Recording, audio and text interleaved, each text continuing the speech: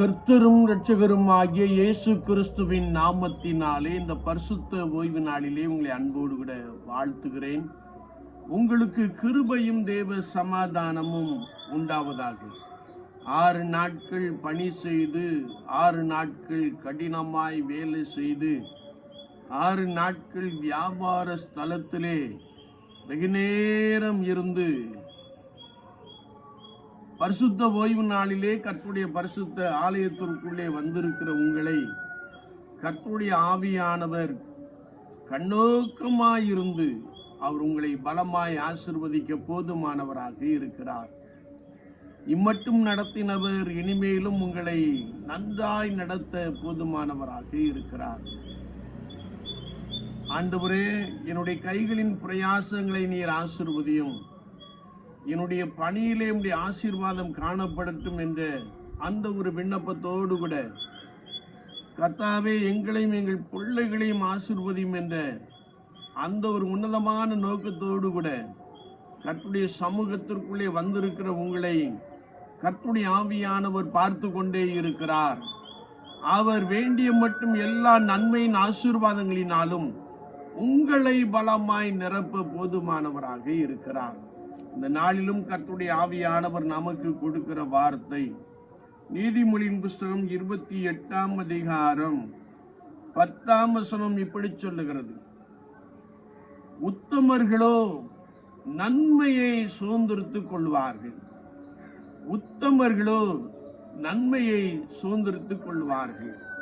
சங்கீதம் 25:8 நாம் வாசிக்கின்ற பொழுது, கர்த்தர் நல்லவரும் உத்தமமாயிருக்கிறார்.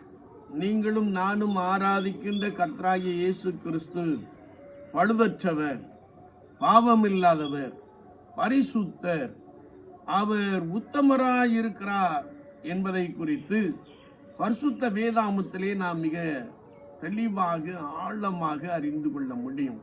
அப்படி என்றால் அவரை ஆராதிக்கின்ற ஜனங்கள், அவரை நோக்கி காத்திருக்கிற ஜனங்களும் உத்தமர்களாக இருக்கின்ற பொழுது ஆண்டவர் நன்மைகளை திரளாய் கொடுக்க போதுமானவராக இருக்கிறார். உத்தமர்களோ நன்மையை சுதந்திரித்துக் கொள்வார்கள் என்று வேதம் சொல்லுகிறது. உத்தமர் என்ற வார்த்தை வி பிளேம்லெஸ், குற்றமற்றவர்களாக கர்த்தருக்கேற்ற பரிசுத்தத்தோடு கூட வாழுகிறவர்களாக நாம் காணப்படுகின்ற பொழுது ஆண்டவர் பூமிக்குரிய சகல ஆசீர்வாதத்தினாலும் உன்னதத்துக்குரிய சகல ஆசீர்வாதத்தினாலும் நம்மை பலமாய் நிரப்ப போதுமானவராக இருக்கிறார். எனவே நாம் கர்த்தருக்கு முன்பதாக உத்தம இருதயத்தோடு கூட காணப்படுகின்ற பொழுது ஆண்டவர் உங்களுடைய வாழ்க்கையிலே வேண்டிய மட்டும் எல்லா நன்மையினாலும் எல்லா ஆசீர்வாதங்களினாலும் நிரப்ப போதுமானவராக இருக்கிறார். நாம் வேதத்தை திருப்பிக் கொள்ளுகின்ற பொழுது உபாகமத்தின் புஸ்தகம் 18ஆம் அதிகாரம் 13ஆம் வார்த்தை சொல்லுகிறது: உன் தேவனாகிய கர்த்தருக்கு முன்பாக உத்தமனாய் இருக்க கடவா என்று எழுதப்பட்டிருக்கிறது. யோபுவின் புஸ்தகம் 8ஆம் அதிகாரம் 20ஆம் வசனத்தை நாம் வாசிக்கின்ற பொழுது, இதோ தேவன் உத்தமனை வெறுக்கிறதும் இல்லை.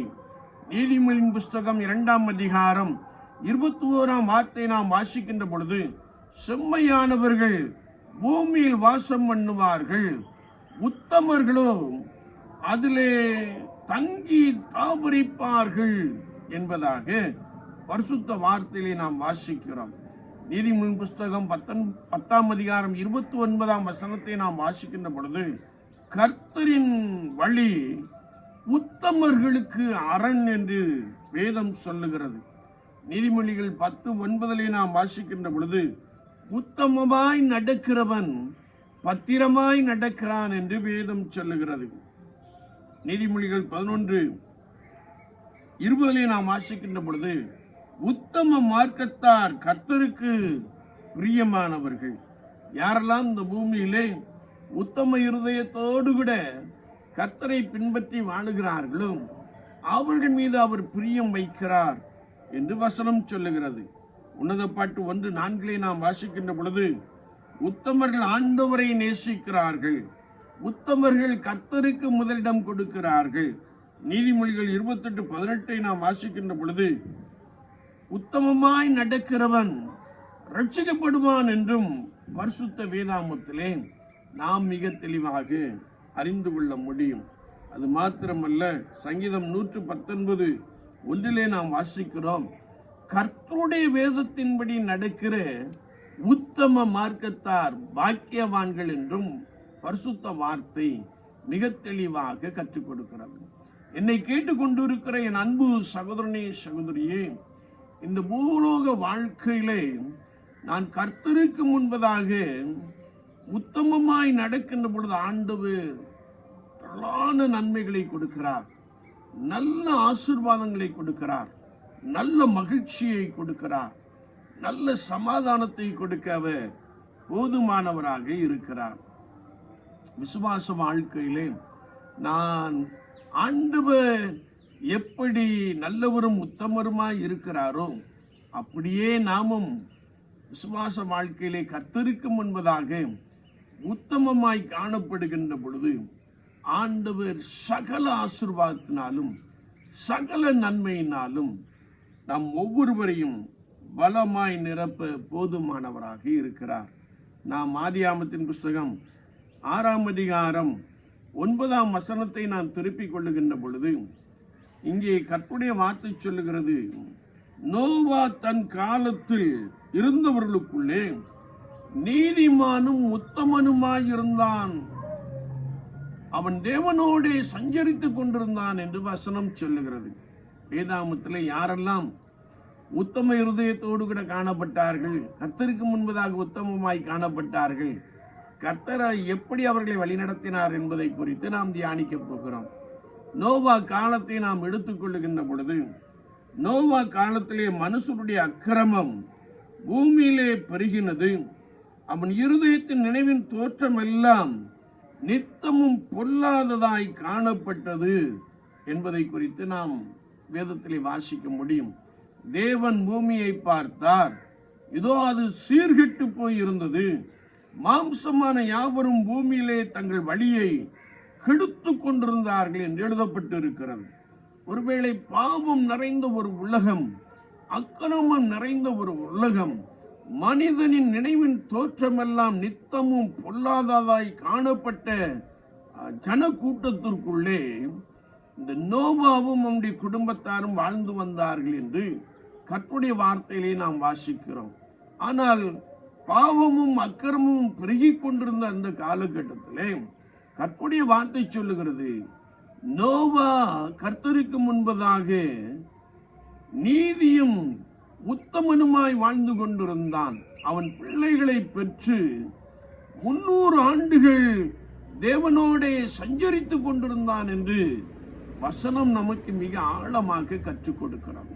என்னை கேட்டுக்கொண்டிருக்கிற என் அன்பு சகோதரனே, சகோதரியே, விசுவாச வாழ்க்கையிலே நான் ஒருவேளை கர்த்தருக்கு முன்பதாக உத்தமமாய் நடக்க வேண்டும் என்பதை குறித்து வசனங்கள் மிக ஆழமாக கற்றுக் கொடுக்கிறது. நோவா காலத்தில் நடந்தது போல மனுஷகுமாரன் வரும் நாளிலும் நடக்கும் என்று எழுதப்பட்டு இருக்கிறது. இன்றைய உலகத்தை நாம் பார்க்கின்ற பொழுது அக்கிரமம், பாவம் நிறைந்த ஒரு உலகத்திலே வாழ்ந்து கொண்டிருக்கிறோம். எங்கே திரும்பினாலும் பாவங்கள் பெருகி கொண்டிருக்கிற ஒரு காட்சியை நாம் பார்க்கிறோம். மனிதனின் நினைவின் தோற்றமெல்லாம் நித்தமும் பொல்லாததாய் இருப்பதை அவர்கள் நடப்பிக்கின்ற சம்பவங்கள் நமக்கு எடுத்துக்காட்டி கொண்டே இருக்கின்றது. ஒருவேளை பாவமும் அக்கிரமும் அநியாயமும் நிறைந்த இந்த உலகத்திலே நான் கர்த்தருக்கு முன்பதாக நோவாவை போல உத்தமமாய் வாழுகின்ற பொழுது ஆண்டவருடைய 2ஆம் வருகையிலே நான் அவரோடு கூட இருக்கக்கூடிய பெரிய ஸ்லாக்கியத்தை பெற்றுக் கொள்கிறோம். வேதத்தை வாசிக்கின்ற பொழுது நோவா காலத்தில் உலகம் அழிக்கப்பட்டது, நோவாவும் அவனுடைய குடும்பத்தார் மாத்திரம் பேழையில் வைத்து காக்கப்பட்டார்கள். என்னை கேட்டுக்கொண்டு இருக்கிற என் அன்பு சகோதரனே, சகோதரியே, விசுவாச வாழ்க்கையிலே ஒருவேளை நோவா காலத்தில் நடந்தது போல மனுஷகுமாரன் வரும் நாளிலும் நடக்கும் என்ற வார்த்தைகள் நிறைவேறிக் கொண்டிருக்கின்ற இந்த காலத்திலே உலகத்திலே நடக்கப் போகிற சம்பவங்களை நாம் கண்டு இயேசு சீக்கிரம் வரப்போகிறார் என்பதை அறிந்து நாம் அவரை உத்தம இருதயத்தோடு கூட பின்பற்றுகின்ற பொழுது ஆண்டவர் உங்களுக்கு போதுமானவராக இருக்கிறார். உத்தம இருதயத்தோடு கூட அவரை நோக்கி பார்க்கின்ற பொழுது தமது இரண்டாம் வருகையிலே இந்த உலகத்தை நியாயம் தீர்க்கும்படியாய் வருகிற அவர் நம்மை தேவனுடைய ராஜ்யத்திற்கென்று அழைத்து செல்ல போதுமானவராக இருக்கிறார் என்பதை குறித்து வசனம் மிக ஆழமாக கற்றுக் கொடுக்கிறது. இந்த உலகம் ஒரு சடம் அல்ல, இது அழிந்து போகிற ஒரு உலகம். ஒருவேளை நாம் வேதத்தை வாசிக்கின்ற பொழுது பூமி அக்கினிக்கு இரையாக வைக்கப்பட்டு இருக்கிறது என்ற வார்த்தையை கண்கூடாக பார்த்து கொண்டே இருக்கிறோம்.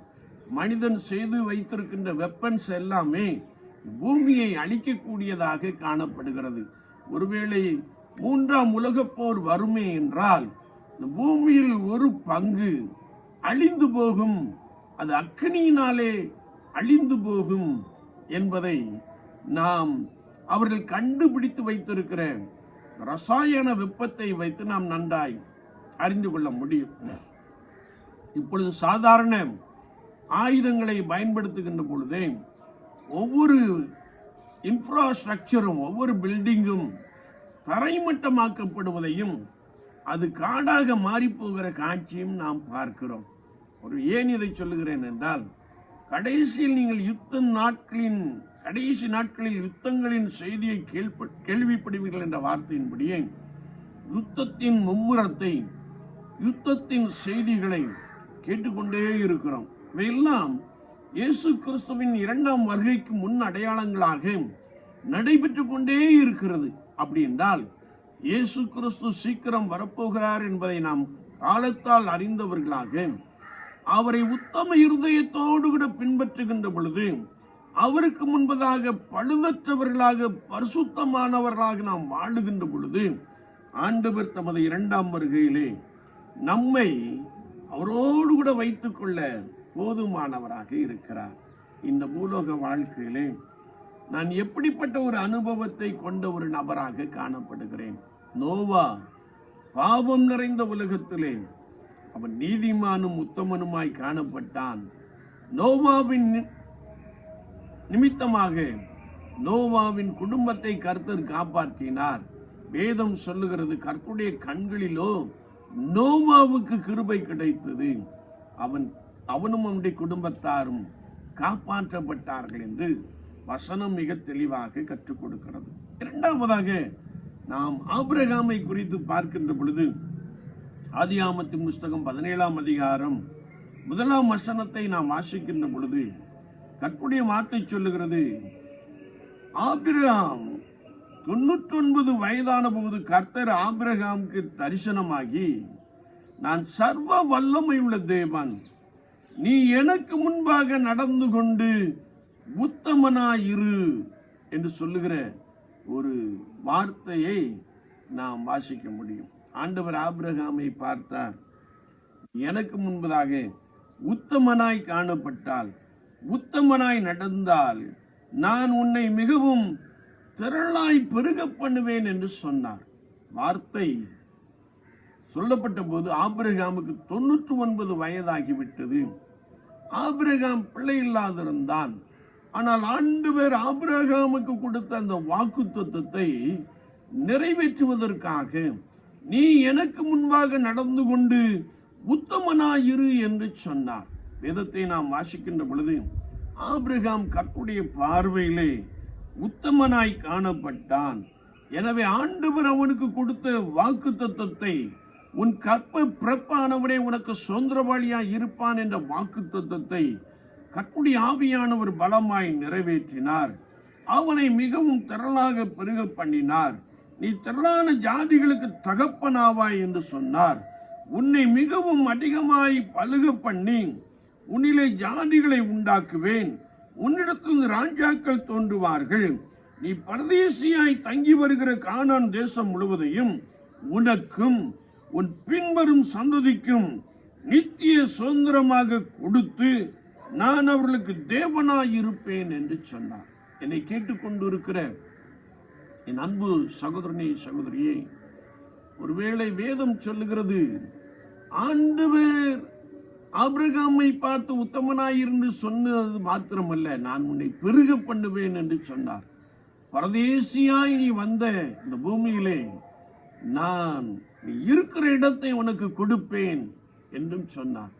வேதத்தை நாம் வாசிக்கின்ற பொழுது கர்த்தருடைய வார்த்தை சொல்லுகிறது, நம்புவதற்கு ஏதுவில்லாதிருந்தும். ரோமாபுரியார்கள் நிருபம் 4ஆம் அதிகாரத்திலே நாம் வாசிக்கிறோம், ஒருவேளை ஆண்டவர் கொடுத்த வாக்கு தத்தத்தை நம்புவதற்கு ஏதுமில்லாதிருந்தும் ஆபிரகாம் அதை நம்பிக்கையோடு விசுவாசித்தான்.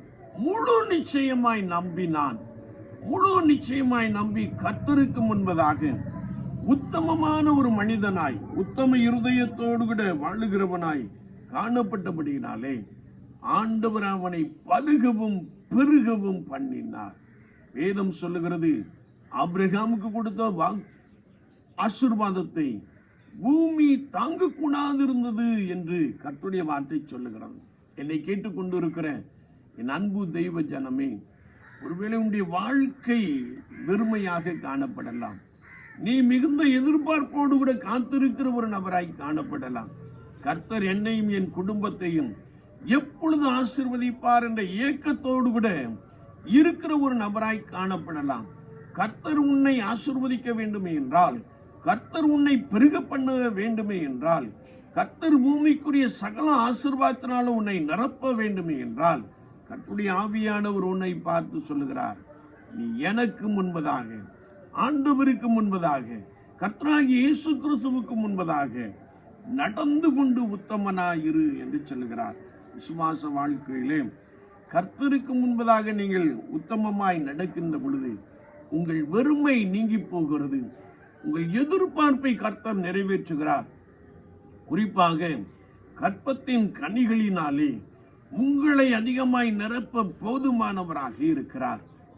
அவர் நம்மிடத்தில் எதிர்பார்க்கிற ஒரே ஒரு காரியம், நான் நித்தமும் அவருக்கு முன்பதாக நடந்து கொண்டு உத்தமனாய் வாழ வேண்டும்.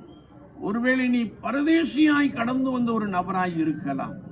உன்னுடைய நாடு அல்லது உன்னுடைய தேசம் அல்லது உன்னுடைய வீடு எங்கோ இருக்கலாம். அதை விட்டு நீ பரதேசியாய் கடந்து வந்த அந்த தேசத்திலே, அந்த இடத்திலே, அந்த பணி செய்கிற இடத்திலே கர்த்தர் உன்னை உயர்த்த போதுமானவராக இருக்கிறார். கர்த்தர் உன்னை மேன்மைப்படுத்த போதுமானவராக இருக்கிறார். ஒரே ஒரு காரியம், நீ அவருக்கு முன்பதாக நடந்து கொண்டு உத்தமனாய் இருந்தால் கர்த்தர் சகலவற்றிலும் உன்னை ஆசீர்வதிக்கிறார். உனக்கு ஒரு குறைவும் இல்லை என்று வேதம் நமக்கு தெளிவாய் கற்றுக் கொடுக்கிறது. விசுவாச வாழ்க்கையிலே நான் ஆபிரகாமை போல கர்த்தருக்கு முன்பதாக உத்தம இருதயத்தோடு கூட காணப்படுவோம். அவருக்கு முன்பதாக நாம் அவருடைய விருப்பத்தை நிறைவேற்றுகிற ஒரு நபராக காணப்படுவோம். மெய்யாகவே ஆண்டவர் சகல ஆசீர்வாதத்தினாலும் உங்களை நிரப்ப, உங்களை பெருக பண்ண ஆண்டவராகிய இயேசு கிறிஸ்து போதுமானவராக இருக்கிறார்.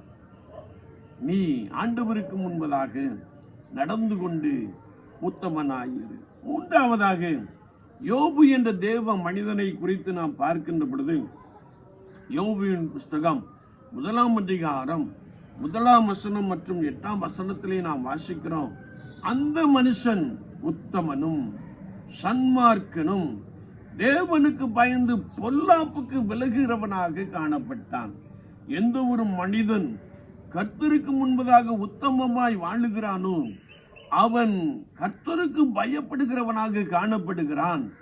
பொல்லாங்கை விட்டு விலகி தன்னை கர்த்தருக்கு முன்பதாக காத்துக் கொள்ளுகிற ஒரு நபராக இருக்கிறான் என்பதை குறித்து யோபு என்ற பக்தன் மூலமாக நாம் மிக தெளிவாக அறிந்து கொள்ள முடியும். வேதம் சொல்லுகிறது, யோபு செல்வச்சீமானாய் வாழ்ந்து வந்தான். அவனுக்கு ஒரு குறைவும் இல்லை. அவனை குறித்து வேதம் சொல்லுகிறது, அவன் ஆண்டவருக்கு முன்பதாக உத்தமனும் சன்மார்க்கனும் தேவனுக்கு பயந்து பொல்லாப்புக்கு விலகிறவனுமாய் காணப்பட்டான். ஆண்டவராகிய தேவனும் அவனை குறித்து சொன்னபோது, உத்தமனும் சன்மார்க்கனும் தேவனுக்கு பயந்து பொல்லாப்புக்கு விலகிறவனுமாகி அவனை போல பூமியில் ஒருவனும் இல்லை என்று கர்த்தர் யோபுவை குறித்து சாட்சி கொடுத்தார் என்பதை குறித்து நாம் இந்த வார்த்தையிலே தெளிவாய் வாசிக்க முடியும். இந்த யோபுவினுடைய வாழ்க்கையிலே மிகப்பெரிய புயல் வீசினதை நாம் நன்றாய் அறிந்து கொள்ள முடியும். செல்வச்சீமானாய் காணப்பட்டான். ஒரே நாளிலே எல்லாவற்றையும் இழந்து போனான். பிள்ளைகள் முதற்கொண்டு எல்லோரையும் இழந்து போனான். ஆனால் வேதத்தை நாம் வாசிக்கின்ற பொழுது இவைகள் எல்லாவற்றை இழந்த போதிலும் யோபு பாவம் செய்யவும் இல்லை, தேவனை பற்றி குறை சொல்லவும் இல்லை. மாறாக இவன் கர்த்தருக்கு முன்பதாக உத்தமனாய் காணப்பட்டபடியினாலே எப்படி ஆபிரகாம் ஆண்டவரை முழு நிச்சயமாய் நம்பி இருந்தானோ அப்படியே யோபுவும் அவர் என்னை கொன்று போட்டாலும் அவர் மேல் நம்பிக்கையாயிருப்பேன் என்று சொல்லி ஆண்டவரை உத்தம இருதயத்தோடு கூட உறுதியாய் பிடித்துக் கொள்ளுகிற ஒரு மனிதனாய் காணப்பட்டான். அவளுடைய மனைவி அவனை பார்த்து தேவனை தூஷித்து ஜீவனை விடும், இன்னுமா உயிரோடு இருக்கிறீர் என்று கேட்ட மாத்திரத்திலே அவன் அவளை பார்த்து நன்மையை பெற்றுக்கொண்ட நாம் தீமையை அனுபவிக்க வேண்டாமா என்று சொல்லுகிற ஒரு வார்த்தையை நாம் நன்றாய் அறிந்து கொள்ள முடியும். இந்த யோபு என்ற மனிதன் ஆண்டவருக்கு முன்பதாக உத்தமமாய் நடந்து அவரையே உறுதியாய் பற்றி கொண்டிருந்தபடியினாலே நாம் கர்த்தருடைய வார்த்தையை வாசிக்கின்ற பொழுது அவன் விசுவாச அறிக்கை செய்கிறவனாக காணப்பட்டான். என் மீட்பர் உயிரோடு இருக்கிறார், அவர் என்னை நடத்துவார், அவர் எனக்கு உதவி செய்வார் என்று சொல்லி, அவர் என் காரியத்தை மேற்போட்டுக் கொள்வார் என்று சொல்லி ஆண்டவரையே நோக்கி உத்தம இருதயத்தோடு கூட காத்திருந்தபடியினாலே கர்த்தருடைய வசனம் சொல்லுகிறது, ஆண்டவர் யோபுவின் முன்னிலைமையை பார்க்கிலும் அவனுடைய பின்னிலைமையிலே இரண்டத்தனையான ஆசீர்வாதங்களை கொடுத்தார். யோபு சொல்லுகிறார், அவர் செய்ய நினைத்தது ஒன்றும் தடைபடாது, எனக்கு எதை குறித்து இருக்கிறாரோ அதை அவர் செய்வார் என்ற நம்பிக்கையிலே பலப்பட்டபடியினாலே அவனுடைய முன்னிலைமையை பார்க்கிலும் அவனுடைய பின்னிலைமையிலே ஆண்டவர் இரண்டத்தனையான ஆசீர்வாதங்களை கொடுத்தார். வேதம் சொல்லுகிறது, உத்தமனுக்கு கர்த்தர் துணை, உத்தமனுக்கு கர்த்தர் துணை. ஆண்டவருக்கு முன்பதாக நாம் உத்தமமாய் வாழுகின்ற பொழுது மிகப்பெரிய இழப்பின் மத்தியிலும் ஆண்டவர் உங்களை உயிர்ப்பிக்க, ஆண்டவர் உங்களை உயர்த்த, ஆண்டவர் உங்களுக்கு இரட்டிப்பான ஆசீர்வாதங்களை கொடுத்து உங்களை மேன்மைப்படுத்த அவர் போதுமானவராக இருக்கிறார். அவர் எதிர்பார்க்கிற ஒரே ஒரு காரியம், நான் அவருக்கு முன்பதாக ஒருவேளை உத்தம இருதயத்தோடு கூட வாழ வேண்டும், குற்றமற்ற ஒரு நபராக வாழ வேண்டும் என்பதை பரிசுத்த ஆவியானவர் விரும்புகிறார். 2 நாளாகமத்தின் புஸ்தகம் 16ஆம் அதிகாரம் 9ஆம் வசனத்தை நாம் வாசிக்கின்ற பொழுது, தம்மை பற்றி உத்தம இருதயத்தோடு இருக்கிறவர்களுக்கு தம்முடைய வல்லமையை விளங்க பண்ணும்படிக்கு கர்த்தருடைய கண்கள் பூமி எங்கும் உலாவிக் கொண்டிருக்கிறது என்று வேதம் சொல்லுகிறது. யாரெல்லாம் கர்த்தருக்கு முன்பதாக உத்தம இருதயத்தோடு கூட வாழ்ந்து கொண்டு இருக்கிறார்களோ அவர்களுக்கு தம்முடைய வல்லமையை விளங்க பண்ணுகிறார், அவர்களுக்கு தம்முடைய கிருபையை விளங்க பண்ணுகிறார், அவர்களுக்கு தம்முடைய மகிமையை விளங்க பண்ணுகிற தேவனாக இருக்கிறார் என்று கர்த்தருடைய வார்த்தை சொல்லுகிறார். அதற்காக கர்த்தருடைய கண்கள் பூமி எங்கும் உள்ள உத்தமர்கள் மேலே உலாவிக் கொண்டிருக்கிறது என்று சொல்லுகிறார். என்னை கேட்டுக்கொண்டிருக்கிற என் அன்பு சகோதரனே சகோதரியே, நீ கர்த்தருக்கு முன்பதாக உத்தமமாய் வாழுகின்ற பொழுது கர்த்தருடைய ஆவியானவர் சொல்லுகிறார், கர்த்தர் உன்மேல் கண்ணோக்கமாயிருந்து உன்னை படுகவும் பெருகவும் பண்ணுவேன் என்று சொல்லுகிறார். நாம் கர்த்தருக்கு முன்பதாக உத்தம இருதயத்தோடு கூட நாம் காணப்படுவோம். சங்கீதம் 101:2 நாம் வாசிக்கின்ற பொழுது, என் வீட்டிலே உத்தம இருதயத்தோடு கூட நடந்து கொள்ளுவேன் என்று சங்கீதக்காரன் சொல்லுகிறார். அது மாத்திரமல்ல, சங்கீதம் 84:11 நாம் வாசிக்கின்ற பொழுது, உத்தமமாய் நடக்கிறவர்களுக்கு நன்மையை வழங்காதிரார் என்று கர்த்தருடைய வார்த்தை நமக்கு மிக ஆழமாக கற்றுக் கொடுக்கிறது. என்னை கேட்டுக்கொண்டு இருக்கிற என் அன்பு சகோதரனே சகோதரியே, விசுவாச வாழ்க்கையிலே நான் ஆண்டவருக்கு முன்பதாக உத்தம மனிதனாய் உத்தம மனுஷியாய் நாம் நடந்து கொண்டு இருக்கிறோமா? சற்று நம்மை நாமே ஆராய்ந்து பார்ப்போம். உத்தமமாய் நடந்தால் ஆண்டவர் நன்மையை கொடுத்து கொண்டே இருப்பாராம். உத்தமமாய் நடந்தால் ஆண்டவர் நம்மை ஆசீர்வதித்துக் கொண்டே இருப்பார் என்று சொல்லி கர்த்தருடைய வசனத்திலே நாம் மிக ஆழமாக அறிந்து கொள்ள முடியும். 4வதாக நாம் கர்த்தருடைய வேதத்தை வாசிக்கின்ற பொழுது பரிசுத்த யோவான் எழுதின சுவிசேஷம் 1 அதிகாரம் 47 வசனத்தை நாம் வாசிக்கின்ற பொழுது அங்கே கர்த்தருடைய வார்த்தை சொல்லுகிறது, இயேசு நாத்தான்வேலை தம்மிடத்தில் வர கண்டு அவனை குறித்து ஏதோ கபடற்ற உத்தம இஸ்ரவேலன் என்று சொன்னார். நாத்தான்வேலை ஆண்டவர் அறிந்திருந்தார். ஒருவேளை அவனை குறித்து அவர் கபடற்ற உத்தம இஸ்ரவேலன் என்று சொன்ன மாத்திரத்திலே அதற்கு நாத்தான்வேல், நீர் என்னை எப்படி அறிவீர் என்றான். ஆண்டவர் அவனை பார்த்து சொன்னார், நீ அத்திமரத்தின் கீழ் நின்று கொண்டிருக்கும் போதே நான் உன்னை அறிந்திருக்கிறேன். நீ கர்த்தருக்கு முன்பதாக எனக்கு முன்பதாக கபடற்றவன், உத்தம இஸ்ரவேலன், உத்தமமாய் நடக்கிறவன் என்பதை குறித்து ஆண்டவர் நாத்தான்வேலோடு கூட பேசுகிறவராக காணப்பட்டார். வேதத்திலே ஆண்டவர் யோபுவை குறித்து சாட்சி கொடுத்தார். அவன் உத்தமன் என்று சொன்னார். புதிய ஏற்பாட்டிலே நாத்தான்வேலை குறித்து உத்தம இஸ்ரவேலன், கபடற்றவன், எனக்கேற்ற இருதயத்தை உடையவன் என்று சொல்லுகிற ஒரு வார்த்தையை நாம் தெளிவாய் வாசிக்க முடியும். என்னை கேட்டுக்கொண்டிருக்கிற என் அன்பு சகோதரனே சகோதரியே, விசுவாச வாழ்க்கையிலே நாம் கர்த்தருக்கு முன்பதாக உத்தம இருதயம் உடையவர்களாக காணப்படுகிறோமா? நான் கர்த்தருக்கு முன்பதாக உத்தமம் உள்ள ஒரு மனிதனாய் மனுஷியாய் வாழுகிறவர்களாக நாம் காணப்படுகிறோமா? சற்று நம்மை நாமே நிதானித்து ஆராய வேண்டிய ஒரு காலகட்டத்திலே நாம் காணப்படுகிறோம். ஏனென்றால் பூமி அக்கிரமத்தினாலே நிரம்பி இருக்கிறது. நோவா காலத்தை போல இந்த நாட்களின் ஜனங்கள் வெறித்திருப்பதையும் துன்மார்க்கமாய் ஜீவிப்பதையும் பாவத்தை தண்ணீரை போல பருகிக் கொண்டிருக்கிற காட்சியும் நாம் காண முடியும். ஒருவேளை பூமியிலே அக்கிரமமும் பாவமும் நித்தமும் பெருகிக் கொண்டே இருக்கிறது. இதிலே கர்த்தராகிய இயேசு கிறிஸ்துவை ஆராதிக்கிற நாம், கர்த்தராகிய இயேசு கிறிஸ்துவை வணங்குகிற நாம், அவருக்கு முன்பதாக உத்தம இருதயத்தோடு கூட நாம் காணப்படுகிறோமா? சற்று நம்மை நாமே ஆராய்ந்து பார்ப்போம். சுவாச வாழ்க்கையிலே நான் நோவாவை போல, ஆபிரகாமை போல, யோபுவை போல, நாத்தான்வேலை போல கர்த்தருக்கு முன்பதாக உத்தம இஸ்ரவேலராய் நாம் காணப்படுகின்ற பொழுது, உத்தம மனிதர்களாய் நாம் காணப்படுகின்ற பொழுது, குற்றமற்றவர்களாக நாம் கர்த்தருக்கு முன்பதாக வாழுகின்ற பொழுது, மெய்யாகவே ஆண்டவர் சகல ஆசீர்வாதத்தினாலும் சகல நன்மையினாலும் நம் ஒவ்வொருவரையும் நிரப்ப போதுமானவராக இருக்கிறார். ஏனென்றால் வேதம் சொல்லுகிறது, உத்தமமாய் நடக்கிறவர்களுக்கு நன்மையை வழங்காதிரார்.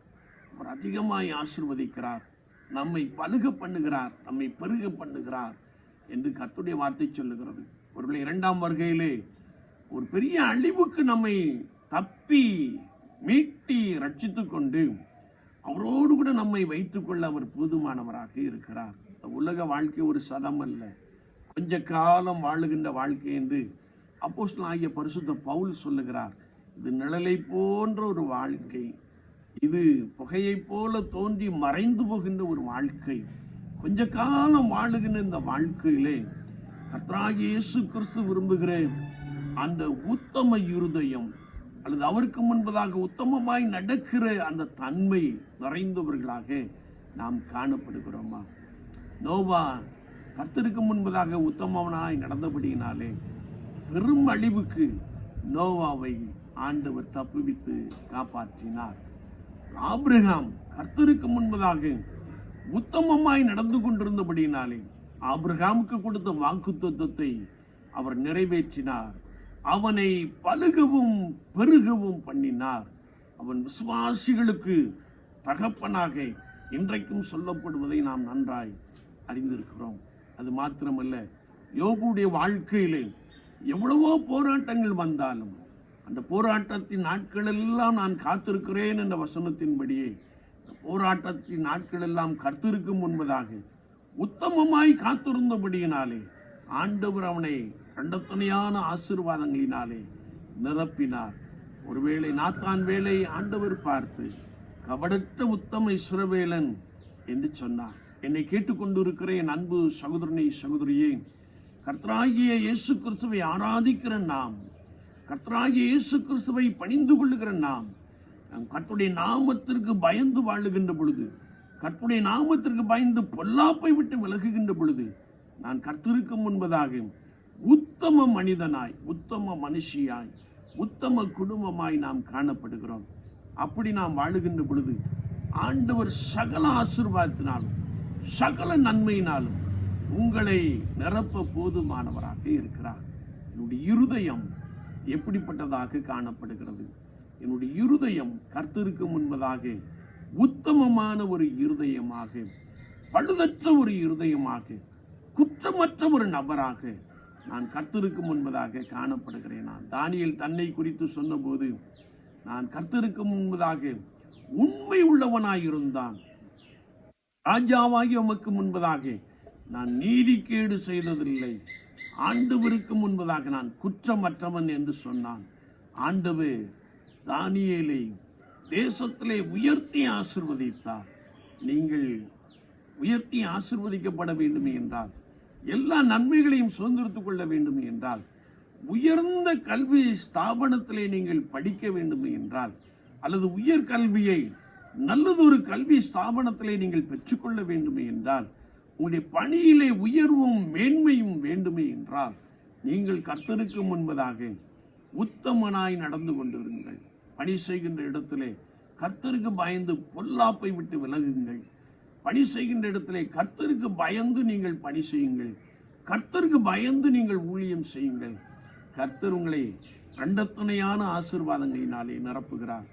அவர் உன்னை மேன்மைப்படுத்துவார் என்ற வார்த்தையின்படியே நீங்கள் இருக்கிற இடத்திலே சிறப்பான பங்கை பெற்றுக் கொள்ளும்படியாய், மேன்மையை பெற்றுக் கொள்ளும்படியாய், உயர்வை பெற்றுக் கொள்ளும்படியாய் ஆண்டவர் உங்களுக்கு உதவி செய்ய போதுமானவராக இருக்கிறார். விசுவாச வாழ்க்கையிலே நான் கர்த்தருக்கு முன்பதாக உத்தமமாய் வாழ்ந்து கொண்டிருக்கிறேனா? சற்று நம்மை நாமே நிதானித்து ஆராய்ந்து பார்ப்போம். நம்மை கர்த்தருடைய சமூகத்திலே அர்ப்பணித்துக் கொள்வோம். ஆண்டவரே, என்னிடத்திலே குறைவு உண்டு என்று நாம் எண்ணுவோம் என்றால், தயவாய் என்னை மன்னித்து விடும் ஆண்டவரே. நான் பொல்லாப்புக்கு விலக எனக்கு உதவி செய்யும். உம்முடைய நாமத்திற்கு பயந்து வாழ உதவி செய்யும். உமக்கு முன்பதாக நான் குற்றமற்றவனாக காணப்பட கிருபை தாரும். உத்தமமாய் நடக்க உதவி செய்யும் ஆண்டவரே என்று சொல்லி நம்மை கர்த்தருடைய சமூகத்திலே தாழ்த்தி கொள்ளுகின்ற பொழுது, அர்ப்பணித்து அவருக்கென்று வாழுகின்ற பொழுது, ஆண்டவர் சகல ஆசீர்வாதத்தினாலும் நன்மையினாலும் உங்களை நிரப்புகிறார். நிச்சயமாக நான் உன்னை ஆசீர்வதிக்கவே ஆசீர்வதித்து உன்னை பெருகவே பெருக பண்ணுவேன் என்ற வார்த்தையை உங்களுக்குள்ளே இன்றைக்கு நிறைவேற்ற போதுமானவராக இருக்கிறார். நீங்கள் கர்த்தருக்கு பயந்து வாழுகின்ற பொழுது, நீங்கள் விரும்புகின்ற காரியத்தை கர்த்தர் உங்களுக்கு கொடுக்க போதுமானவராக இருக்கிறார். நாம் கர்த்தருடைய சமூகத்திலே நின்று கொண்டிருக்கிற நாம் ஒரு விஷயம், நம்மை கர்த்தருடைய சமூகத்திலே அர்ப்பணித்துக் கொள்ளுவோம். ஆண்டவரே, உமக்கு முன்பதாக உத்தமனாயிருக்க கிருபை தாரும். சங்கீதம் 119:1 சொல்லப்பட்டபடி கர்த்தருடைய வேதத்தின்படி நடக்கிற உத்தம மார்க்கத்தார் பாக்கியவான்கள், ஆசீர்வதிக்கப்பட்டவர்கள் என்ற வார்த்தை எனக்குள்ளும் என்னுடைய குடும்பத்திற்குள்ளும் நிறைவேறட்டும் என்று சொல்லி நம்மை கர்த்தருடைய சமூகத்திலே நம்மை தாழ்த்திக் கொள்வோம், அர்ப்பணித்துக் கொள்ளுவோம். ஆண்டவர் உங்களுடைய வியாபாரத்தின் எல்லையை விரிவாக்குவார். ஆண்டவர் உங்களுடைய பணியிலே உங்களை மேன்மைப்படுத்துவார். ஒருவேளை நீ நெருக்கத்திலே காணப்படலாம், மிகவும் துன்பத்தின் நடுவிலே நடந்து கொண்டிருக்கலாம். ஆனாலும் ஆண்டவருக்கு முன்பதாக நீங்கள் உத்தமமாய் காணப்படுகின்ற பொழுது, உங்களுக்குண்டான நெருக்கங்கள் இயேசுவின் நாமத்தினாலே விலகுகிறது. உங்களுக்குண்டான துன்பங்கள் இயேசுவின் நாமத்தினாலே விலகுகிறது. ஆண்டவர் உங்களுக்கு ஒரு புதிய வழியை, ஆண்டவர் உங்கள் பிள்ளைகளுக்குள்ளே ஒரு புதிய வழியை காண்பிக்க போதுமானவராக இருக்கிறார். நம்மை கர்த்தருடைய சமூகத்திலே தாழ்த்தி கொள்ளுவோம். ஆண்டவரே, நான் உமக்கு முன்பதாக உத்தமத்தோடு கூட வாழ கிருபை தாரும் என்று அர்ப்பணித்துக் கொள்ளுவோம். நாம் செபிப்போம். நேசிக்கிற நல்ல ஆண்டவரே, இந்த வேலைக்காக நாங்கள் நன்றியோடு துதிக்கிறோம், ஸ்தோத்திரிக்கிறோம்.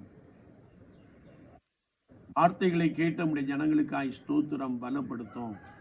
ஆண்டவர் தாமே ஒவ்வொருவரும் உமக்கு முன்பதாக உத்தமமாய் வாழக்கூடிய அந்த கிருபையை, உத்தமமாய் வாழ்ந்து நன்மையை சுதந்திரத்துக் கொள்ளக்கூடிய அந்த கிருபையை நிறைவாய் பெற்றுக்கொள்ள தேவ ஆவியானவர் அனுக்கிரகம் செய்யும்படியாய் நாங்கள் வேண்டி நிற்கிறோம்.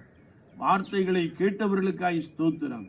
சிலர் நெருக்கத்திலும் பாடுகளிலும் உபத்திரவத்தின் மத்தியிலும் நின்று கொண்டிருக்கிற நபர்கள் உமக்கு முன்பதாக தங்களை அர்ப்பணித்து, ஆண்டவரே, நான் உமக்கு முன்பதாக குற்றமற்றவனாக நடக்கிறேன் என்ற அந்த ஒரு வார்த்தையை, அர்ப்பணிப்பை கொண்டு வாழுகின்ற பொழுது நெருக்கங்கள் எல்லாம், துன்பங்கள் எல்லாம், பாடுகள் எல்லாம் இயேசுவின் நாமத்தினாலே நீங்கி போக பண்ண முடியாது. ஆண்டவர் உதவி செய்கிறேன். நாங்கள் நமக்கு நன்றி செலுத்துகிறோம்.